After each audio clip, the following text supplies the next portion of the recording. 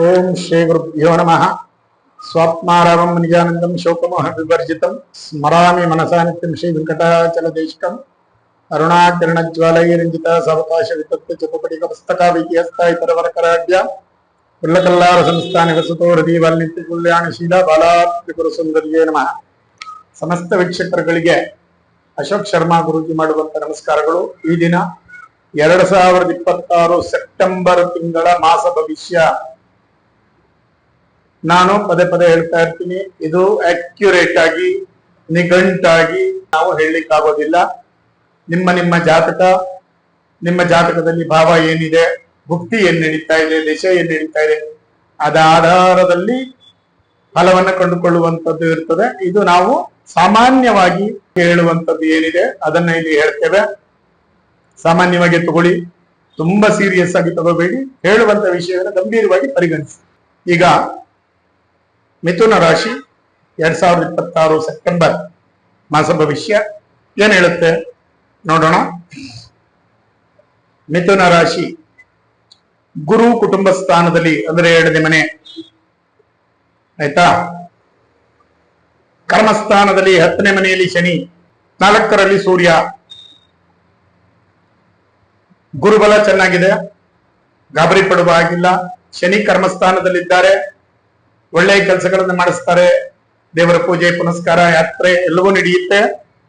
ಆದರೆ ತಂದೆಯ ಸ್ಥಾನದಲ್ಲಿರ್ತಕ್ಕಂಥವ್ರು ಮನೆಯಲ್ಲಿ ಬಹಳ ಜಾಗರೂಕರಾಗಿರಿ. ನಿಮ್ಮ ಮೇಲೆ ಸಾಕಷ್ಟು ಜವಾಬ್ದಾರಿಗಳು ಬೀಳುವಂತಹ ಸ್ಥಿತಿ ಇದೆ ಇವಾಗ. ಪಂಚಮದಲ್ಲಿ ಬುಧ ಶುಕ್ರ ಭಾಗ್ಯ, ಒಂದಷ್ಟು ಲಾಭ ಆಗುತ್ತೆ. ಯಾವುದೋ ಬರ್ಬೇಕಾಗಿರ್ತಕ್ಕಂಥ ಹಣ ಎಲ್ಲ ನಿಮ್ ಕೈ ಸೇರುತ್ತೆ, ಹೊಸ ವ್ಯವಹಾರ ಕುದುರುತ್ತೆ. ಕರ್ಮಸ್ಥಾನದ ಶನಿ ನಿಮ್ಮನ್ನ ಒಂದು ಒಳ್ಳೆಯ ಕೆಲಸದ ಕಡೆಗೆ, ಪೂಜೆ ಪುನಸ್ಕಾರ, ದೇವರು ದಿಂಡ್ರು ಅಂತ ಹೇಳಿ ಮಾಡಿಸ್ತಾರೆ. ಮುಂದುವರಿಸಿ. ಹೆಚ್ಚಿನ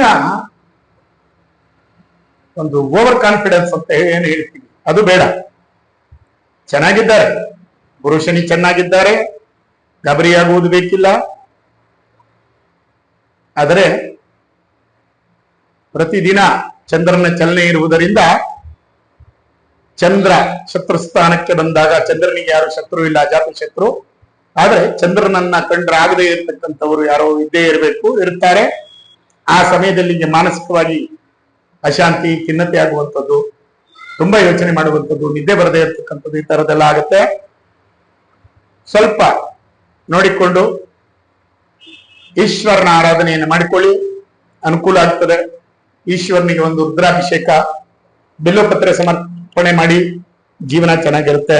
ಸಾಧಾರಣವಾಗಿ ನಿಮ್ಮ ರಾಶಿಯಿಂದ ಪಂಚಮದಲ್ಲಿ ರಾಹು, ಸ್ವಲ್ಪ ನಿಮ್ಮ ಪಿತೃದೇವತೆಗಳಿಗೆ, ಮನೆಯಲ್ಲಿ ಹಿರಿಯರಿಗೆ ಆರೋಗ್ಯ ಸಮಸ್ಯೆ ಆಗುವಂಥದ್ದು, ಹಾಸ್ಪಿಟಲ್ ಇನ್ನೊಂದು ಮತ್ತೊಂದು ಇದು ಆಗುತ್ತೆ. ಜಾಗರೂಕರಾಗಿರಿ. 11ರಲ್ಲಿ ಕೇತು ಸಿಂಹರಾಶಿಯಲ್ಲಿದ್ದಾರೆ, ಹೆಚ್ಚಿನ ತೊಂದರೆ ಏನೂ ಆಗಲಾರದು.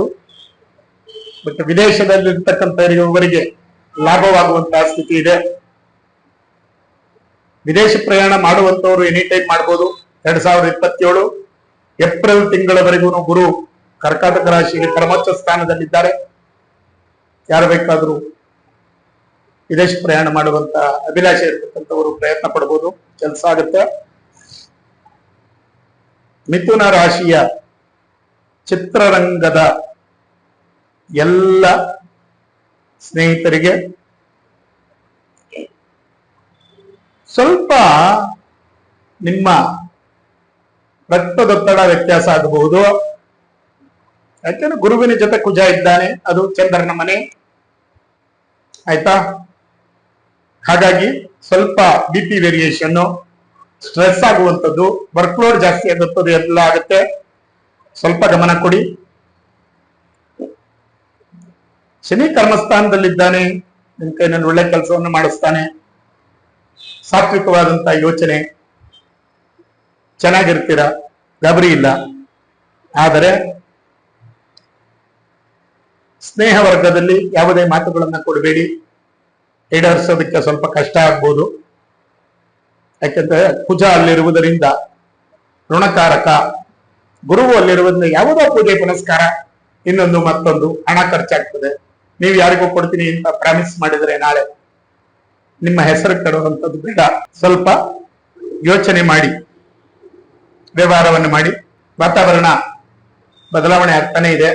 ನಿಮಗೆ ಪ್ರತಿದಿನವೂ ಪರೀಕ್ಷೆ, ಹೊರಗಡೆ ಎಲ್ಲೆಲ್ಲೋ ಇರ್ತೀರಾ ಶೂಟಿಂಗ್ ಅಲ್ಲಿ, ಒಂದ್ ಸಮಯ ಇರೋದಲ್ಲ, ಗಾಳಿ ಮಳೆ ಎಲ್ಲ. ಹಾಗಾಗಿ ಗಮನ ತಗೊಳ್ಳಿ, ಶುದ್ಧವಾದ ನೀರನ್ನ ಕುಡೀರಿ. ಡಸ್ಟ್ ಇದೆ, ಎಷ್ಟೋ ಜನ ಡಸ್ಟ್ ಅಲರ್ಜಿ ಇರುತ್ತೆ, ಕಾಪಾಡ್ಕೊಳ್ಳಿ ಅದರಿಂದ.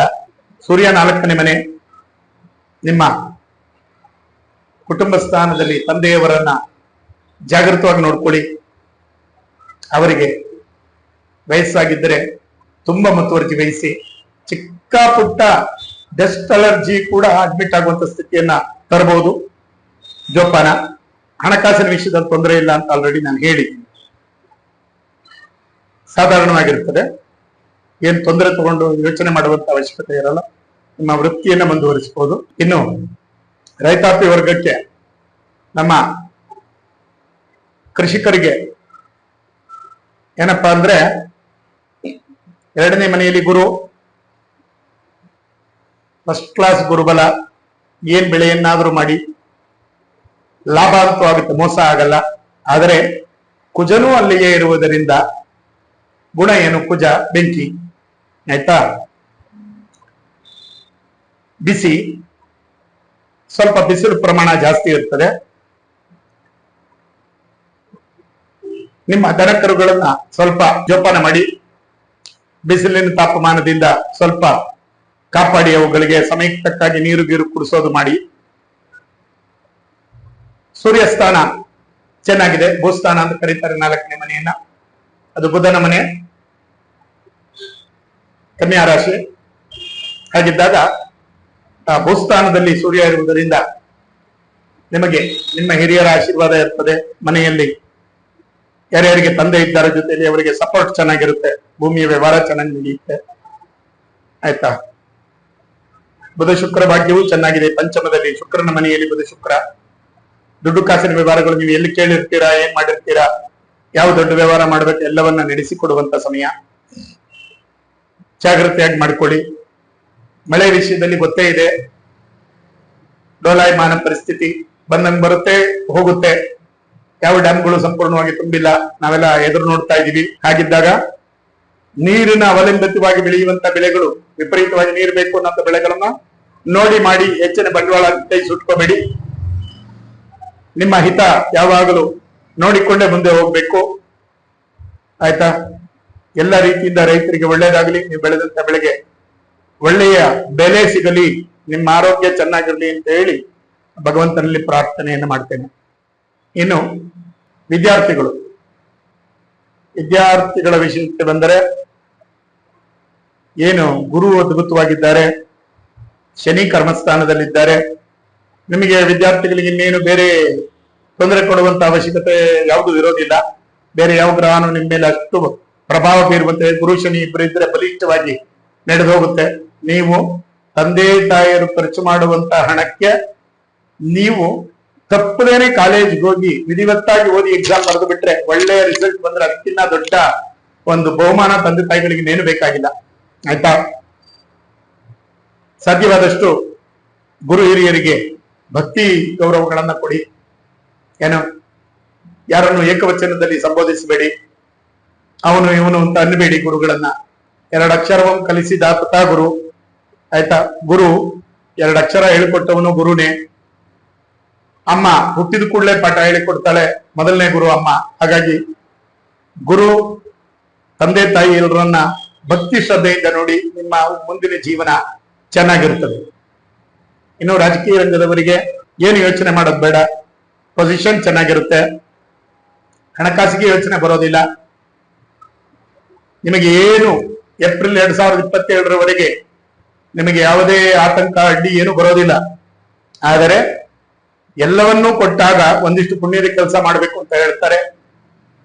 ಭಗವಂತನ ಅನುಗ್ರಹದಿಂದ ಒಳ್ಳೆ ರೀತಿಯಲ್ಲಿ ಇದ್ದೀರಾ. ಭಗವಂತ ಒಳ್ಳೆ ರೀತಿಯಲ್ಲಿ ಕಾಪಾಡಿಕೊಂಡು ಕೂಡ ಬರ್ತಾ ಇದ್ದಾನೆ. ಅವನಿಗೆ ವಿಶೇಷವಾಗಿ ನಿಮ್ಮಿಂದ ಏನು ಸೇವೆ ಬೇಕು ಮಾಡಿ. ನಿಮ್ಮ ಹುಟ್ಟಿದ ಹಬ್ಬ, ನಿಮ್ಮ ಮದುವೆಯ ವಾರ್ಷಿಕೋತ್ಸವ, ಮಕ್ಕಳ ಹುಟ್ಟಿದಬ್ಬ ಇಂತಹ ದಿನಗಳಲ್ಲಿ ನೀವು ಒಂದಷ್ಟು ಅನಾಥಾಶ್ರಮ ಆಗ್ಬೋದು, ವೃದ್ಧರಾಗ್ಬೋದು, ಅಂತವರಿಗೆ ಒಂದು ಊಟದ ವ್ಯವಸ್ಥೆ, ಅವರಿಗೆ ಹೊಂದಿಕೊಳ್ಳುವಂತ ಒಂದು ಹೊದ್ದಿಗೆ, ಈ ತರದಕ್ಕೆ ಬಹಳ ಕಷ್ಟಗಳನ್ನು ನಡೀತಾ ಇರುತ್ತೆ. ಕೆಲವು ವೃದ್ಧಾಶ್ರಮಗಳೆಲ್ಲ ವಯಸ್ಸಾದವರು ಬಹಳ ಕಷ್ಟ ಪಡ್ತಾ ಇರ್ತಾರೆ. ಕೆಲವು ಒಬ್ಬರೇ ನೋಡ್ಕೊಳ್ಳೋದು ಬಹಳ ಕಷ್ಟ. ಯಾರಾದ್ರೂ 16 ಕೈಗಳು ಸೇರಿದ್ರೆ ಮಾಡ್ಬೋದು. ಇದಕ್ಕೆ ನಿಮ್ಮಂತ ರಾಜಕೀಯ ರಂಗದಲ್ಲಿರ್ತಕ್ಕಂಥ ಹಿರಿಯರು, ಗೌರವಾನ್ವಿತರೆಲ್ಲ ಕೈ ಜೋಡಿಸಿದ್ರೆ ಅವರ ಕೆಲಸವು ಸುಲಭ ಆಗ್ತದೆ. ನಿಮಗೂ ಕೂಡ ಉನ್ನತ ಸ್ಥಾನ ದೊರೆಯೋದ್ರಲ್ಲಿ ಅನುಮಾನ ಇಲ್ಲ. ಭಗವಂತ ಆಶೀರ್ವಾದ ಮಾಡ್ತಾನೆ. ಧರ್ಮಾಧಿಪತಿಯಾದಂತಹ ಶನಿಮಾತ್ಮ ಕರ್ಮಸ್ಥಾನದಲ್ಲಿದ್ದಾನೆ. ಒಳ್ಳೆ ಕೆಲಸ ಮಾಡಿಸ್ತಾನೆ. ದೇವರು ಪೂಜೆ ಪುನಸ್ಕಾರ ಅಂತ ಮಾಡಿ ಎಲ್ಲರಿಗೂ ಒಳ್ಳೇದಾಗ್ಲಿ. ನಿಮ್ಮ ರಾಜಕೀಯ ಜೀವನ ಭವಿಷ್ಯ ಉಜ್ವಲವಾಗಲಿ ಅಂತ ಹೇಳಿ ನಾನು ಪ್ರಾರ್ಥನೆ ಮಾಡ್ತೇನೆ. ಇಲ್ಲಿಗೆ ಮಿಥುನ ರಾಶಿ 2026 ಸೆಪ್ಟೆಂಬರ್ ತಿಂಗಳ ಮಾಸ ಭವಿಷ್ಯ ಸಮಾಪ್ತವಾಗಿದೆ. ನಮಸ್ಕಾರ.